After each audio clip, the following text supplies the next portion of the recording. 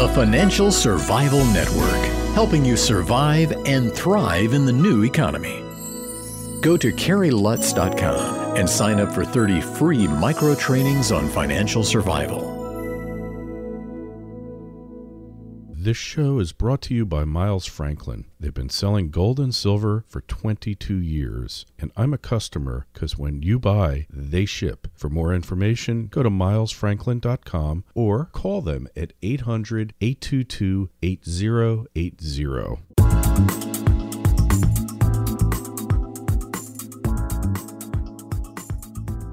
1490 WGCH. This is Carrie Lutz. You're listening to the Financial Survival Network. With me now, the international forecaster, Bob Chapman. He says there's so much bad stuff going on in Europe that keeping the price of gold down is an imperative. Bob, welcome back. How are you? Thank you, and things are just fine. Things are fine here, but they're not doing so good in Europe, are they? They certainly aren't. And I don't know what they're going to do about Spain. That's about $1.5 trillion just for Spain. Mm-hmm. Maybe more. It's a little hard to just print up out of thin air and just pay off the banksters, isn't it? Yeah, well, they fix themselves up and nobody else. Yeah, they subordinate the private holders and they pay off the public holders, which is the ECB and the too big to fail banks. But there's a bank run going on in Spain now, isn't there? Yeah, there is. And it'll probably continue until they limit the amount of money they can take out. Right. You think there'll be currency controls put in place if there aren't already? Probably. Mm-hmm. It's natural. Yeah, they always do that, don't they? That's right. But, you know, in the U.S., we already have currency controls, and most people don't even know about it because there is so little cash at any given bank at any time. Yes, a money machine, an ATM will have $250,000 in cash, but they'll only let you take $1,000 per day at most banks. So we've got a de facto bank holiday. In theory, you could go into a bank, write them a check for $20,000, and then they will proceed to grill you and want to know, why do you want your money? You know, how dare you take that much money? We're going to file a report on you. Are you sure you want to do this? And then, you know, some people, I guess, get scared off, but others say, hey, it's my money. I'm taking it. So is this a worldwide phenomena? It certainly is. Yeah, so... Not so much in the East, but in Europe and here in the United States. I don't know about Latin America. I haven't seen that limitation. Yeah, but they really want to get rid of cash, don't they? I think in Latin America, I think it's $300 you can take out at one time. Really? $300 or $400. Mm-hmm. So do you think it's possible to actually get rid of hard cash, Bob? No. So they're going to try to do it, and like all other efforts to control the populace, it's going to fail, right? That's right. So what do you do as an individual investor? You should have some money in cold hard cash as well as in gold and silver, right? Well, it depends upon where you're at financially. Mm-hmm. And, you know, 5,000 in small bills is okay and you're safe. But if you're a big hitter, maybe 25 fits. I don't know. But have it. And have gold and silver coins in different denominations. Yeah. One guy I had on the show said, I think it was Rick Ackerman, he said, before the situation sorts out, the guy in the gas station in the 7-Eleven is not going to understand what a Krugerrand is, and he's not going to know the difference between a pre-1965 Kennedy half dollar and a current Kennedy half dollar. So initially, probably paper money will be taken until we get back to a monetary system. That sounds like a pretty reasonable assumption, doesn't it? The non-understanding of what hard money is will be solved in 1 or 2 days. You think it'll take that long?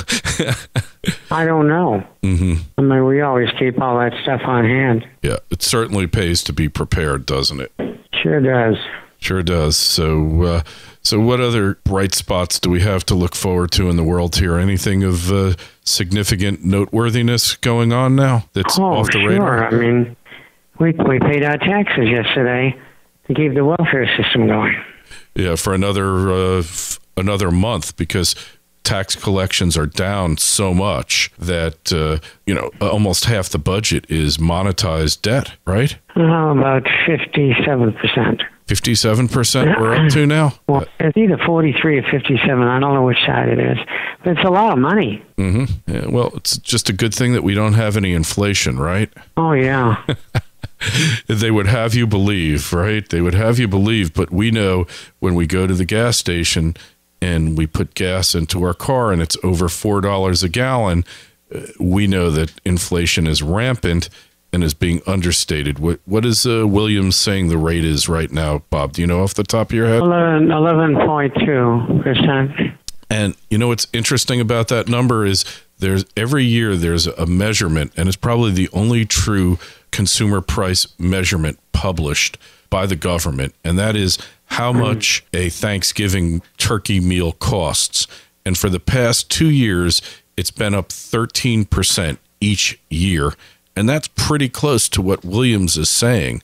So it's an interesting little measure, but there's a lot of truth in it, right? Yeah, and everybody's in denial. They don't want to know about it. Yeah, well, that only lasts for so long, though, right? And in reality, it's home. Yeah, and as some people say, reality bites. So it's gold and silver, and ignore the noise here because, like you said, something bad is happening in Europe, and it's requiring them to really keep the price of gold and silver down, right? That's correct. And that's what the market's telling you. Yeah. As far as the stock market's concerned, they're trying to get it higher. They're having a hard time. If I were them, I wouldn't do that. Just keeping it between 12 and 13,000 is fine. Right. See, what they're afraid of is like 3 years ago when I called the top and I called the bottom at 6666, 6600. I remember that vividly. And it goes down there again, and the confidence is completely gone. Yeah. Don't you wonder how much confidence there really is now anyway? I mean, is it confidence something that just exists in the media and that it just doesn't exist outside of what this little glass bowl, this echo chamber? I mean, I think Joe Sixpack, I'm now calling Joe Two-Pack because he can't afford a six-pack, he knows what's going on. He's not in denial because he's not in a house anymore. His retirement's gone.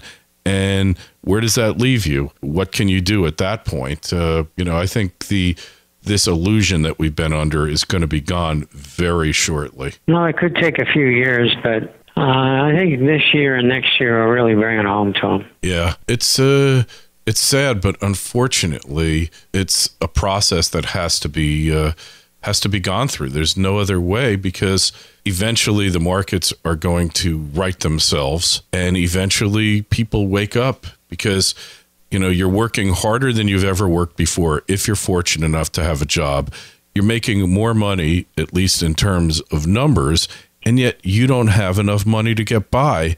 And if you're curious, if you're wondering, you got to be thinking to yourself, how come I'm making more money than ever before and I can barely make ends meet?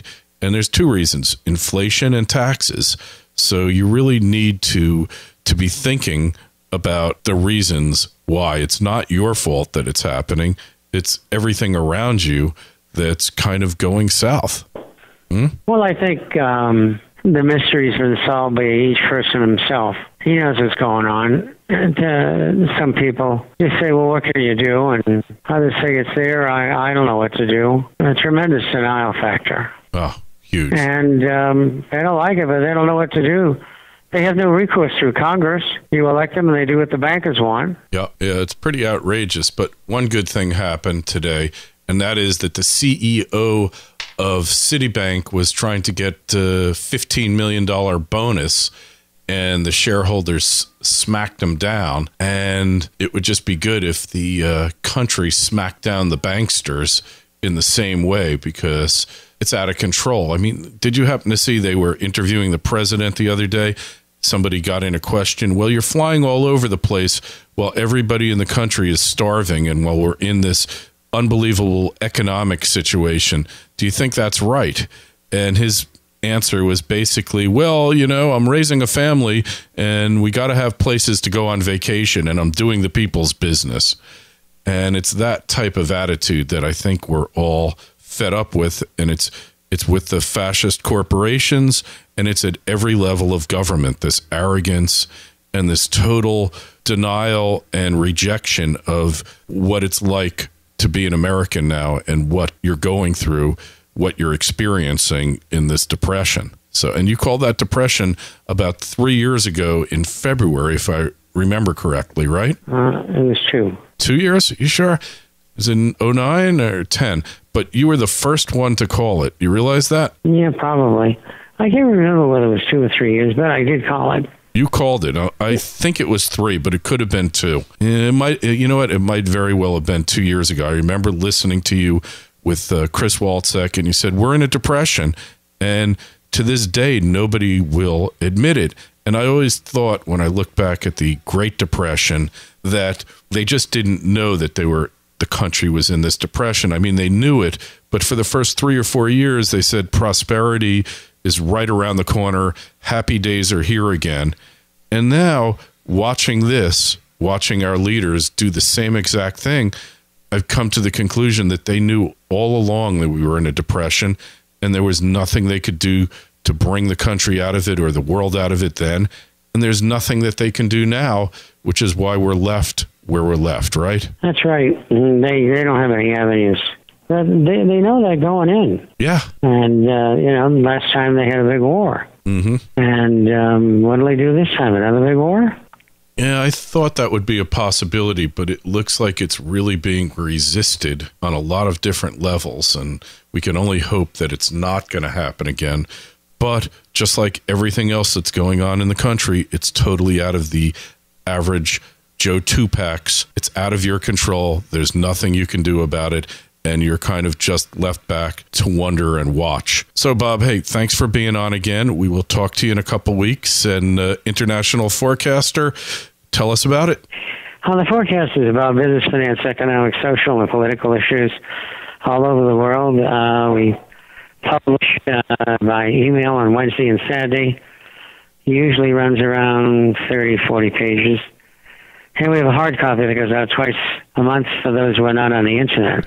If you'd like to get a free introductory copy, you can go to the internationalforecaster.com. Forecaster is FORECASTER.com. For those of you who'd like to get a question answered, and we answer everyone, or get a copy of our last issue, or get a copy of our new recommendations of gold and silver shirts, email us, and the address is Bob, B-O-B, at INTFORECASTER.com. Bob at INTForecaster.com.